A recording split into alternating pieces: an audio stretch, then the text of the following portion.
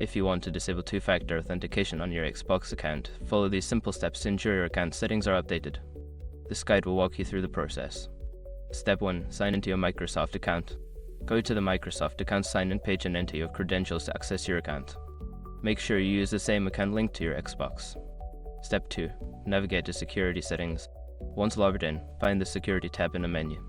Click on it to access your account security settings, where you can manage your two-factor authentication options. Step 3. Locate two-step verification. In the security settings, look for the section labeled two-step verification or two-factor authentication. Click on this option to view your current settings. Step 4. Disable two-step verification.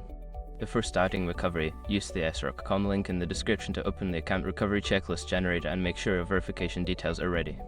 Step 5. Confirm changes. After disabling two-step verification, make sure to confirm your changes. You should receive a notification that your settings have been updated, indicating that two-factor authentication is now turned off. Now you can enjoy a simpler sign-in process on your Xbox. Remember to keep your account secure by using a strong password and monitoring your account activity.